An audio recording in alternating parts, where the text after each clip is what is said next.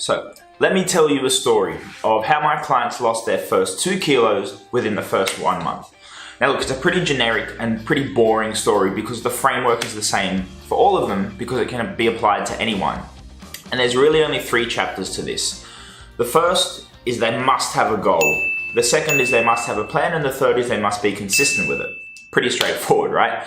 Let me explain. I'm going to start with the third or the last chapter first because it applies to the first 2, okay? But it is in sequential order, the last one to be applied. Now, the third one is being consistent, okay? So this means they need to be consistent with their plan, but also be consistent with their goal. Make sure they stay on track towards their goal. Now, I know that sounds very, very straightforward and very, very easy to apply. In actual fact, it can be a lot harder to apply in practice than it sounds in theory. Even though there's chapters 1, 2, and 3, they all work and mesh together, because if your goal is not something that you really want to achieve and your plan is not something that's managed around your life, it becomes very, very difficult to be consistent. Okay, what I've done at the end of this blog, I've included a couple of resources. The first one is the tips and tricks that I use to stay consistent and that I give my clients so that they can be consistent with their food, with their exercise, and with their motivation as well.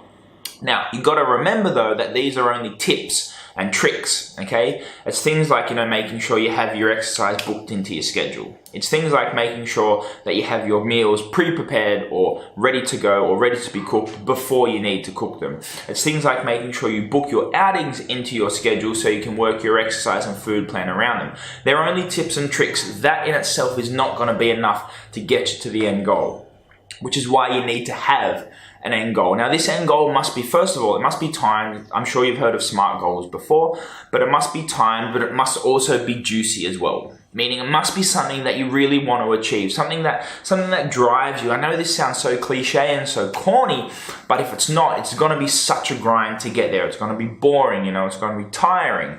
It's going to be all of that anyway, and if you're not motivated to do it, if there's no money, no time, if there's no emotion riding on this, it's going to be really, really hard to get there in the long term. So a classic example for me was a triathlon I did recently. Now, I was never super, excited about the whole aesthetic side of things. Like, I never really wanted to have abs. I never wanted to be on the front of any magazines or anything like that. Like, it would have been cool if the opportunity came along. If there had been some remaining 6-packs on the shelf, I would have bought them or whatever.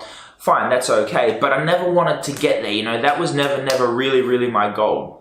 And I didn't realize what my goal was until I came across it, by happenstance. A group of our workmates invited me to do a triathlon with them, and I said, sure, because I thought it would be fun, we'd do it all together.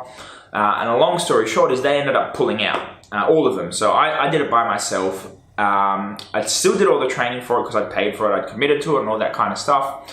And one thing that I noticed is going through the triathlon, obviously I had to cut some weight, get a lot fitter, get a lot stronger and a lot faster, is my performance improved. Okay, I was able to run off less sleep, I was able to think better, I was able to stay on my feet longer, I felt better, I had more energy and all this kind of stuff. And I realized that was actually much more important, but also much more motivating to me than having abs or looking great, or having big biceps or whatever, or any of that kind of shit.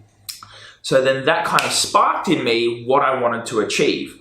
Now, I didn't know this for a very, very long time, okay? But I promise you, if you keep trying and you keep at it and you keep trying new goals, okay, new things, you will come across what your why is, or you will come across what motivates you, or you will come across what inspires you to do that extra rep, to go that little further, to run that extra 100 meters, to push a little bit harder. And once you've got that, then you've got the juice to drive you forward. All you need then is a good plan, okay? A plan that is A, built around you, and B, obviously works, okay? So, back to when I did my triathlon, I had 13 weeks to get ready. I knew I needed to rest the last week. So I had basically 12 weeks to set myself up with a plan. Now, when I started this, the run was 5Ks. I couldn't even run 2.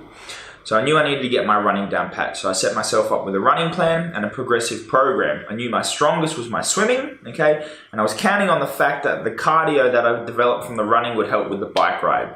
and which they did. All three fell into place. Now, at this time, I was doing about 60 to 80 hours a week with a combination of PT. I just started a food prep business, and I was also doing online coaching for clients as well. So I was relatively strapped for time. I was quite busy. I still needed to sleep. I have a daughter.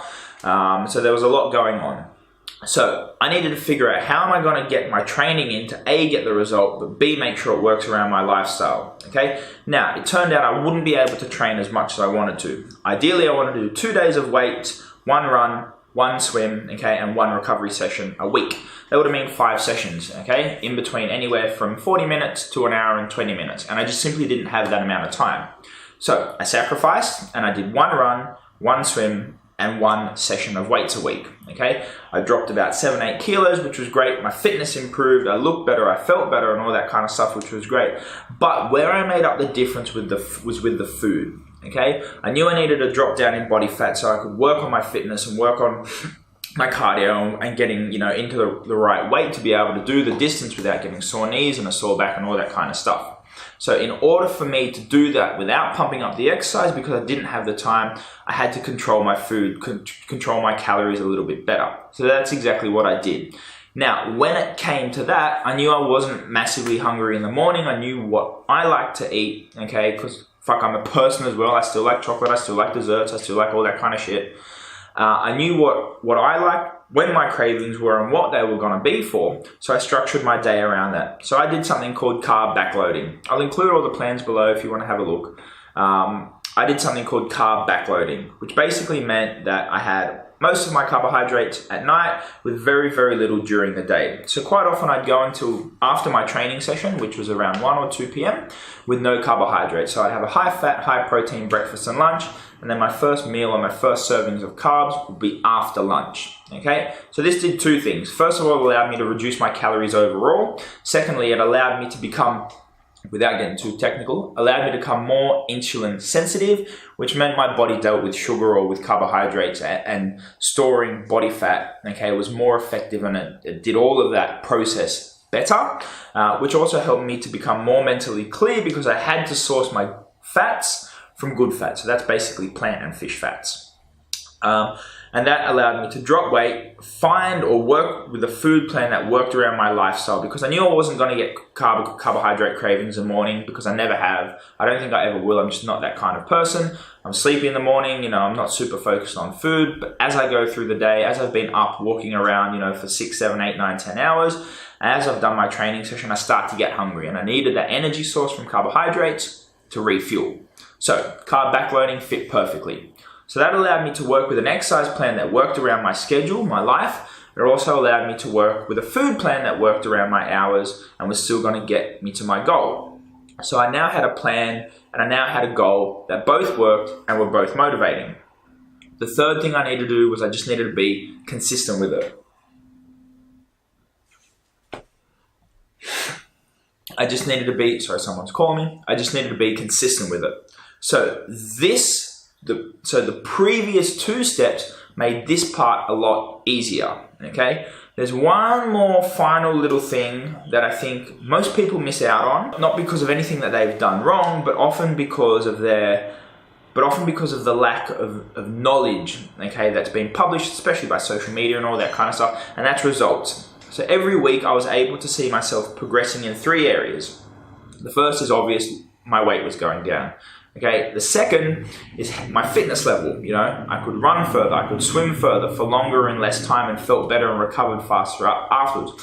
But the third one is how I felt, okay? Now I know this is a bit airy-fairy and a bit fluffy, but I could go for longer at work. I was less tired, I had more energy, I could do more work at home after I got back from work because I was more mentally clear and more focused. I woke up feeling fresher because I was eating less meat at night, and I felt more recovered during the day. Now I think as airy-fairy as this, it's important to keep a mental note and a mental track of it for yourself so that you know if you're improving, okay? The same with your fitness, keep a mental note and a mental track of it so you know if you're improving, and of course the weight is easy to see if the scales are going down or up. In hindsight, look, I didn't measure this one actively, but I wanted to know what weight I was, but in hindsight, it's much better if you can to measure your body fat as opposed to your weight, Okay, even a simple girth measurement around the belly will make a big difference. Because if you measure your weight, it's so invariable, it's so inaccurate. There's so many variables. You know, you drink water, your weight goes up, but it doesn't mean you got fat up.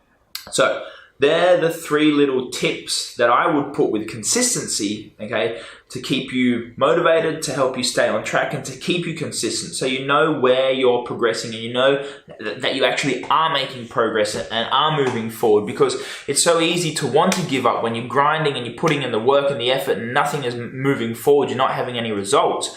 But once you start to see things getting better, things improving, you know, the light at the end of the tunnel, that's when things really click and you become more motivated. And you combine that with a good plan that works around your lifestyle and a goal that you actually really want, and things flow. Things go so much faster and so much easier. So that essentially, in a nutshell, is how my clients lose their first 2 kilos within the first month. We make sure we get clear on their goal. Okay, we make sure we figure out what it is they really want out of life. And look, for everyone, it's not abs. Some people just want to move and feel better. Some people do want abs, okay? Some people want to be able to recover better. Some people want to work longer. Some people want to be able to get back into their clothes, okay? Whatever it is, it doesn't matter, but it has to be your goal. The second one is the plan must work around you. It must be enjoyable, okay? Not tolerable, it must actually be something you enjoy doing, right? Whether it be working out outside, inside, in the gym, with a friend, boxing, running, swimming, whatever, okay? The plan has to work around you, both with exercise and with food. And then the third thing is staying consistent by measuring your results and seeing that forward movement. That's a big one, and it will really, really help you stay consistent and stay on track. So put these into place. I'd love to know how you go. If you've got questions, just reply back to this email or hit me up or either on Facebook or Instagram or whatever. I'm always there. You can always contact me. And I'll see you guys soon. Look out for the next email so we can start to really chew through some more progress.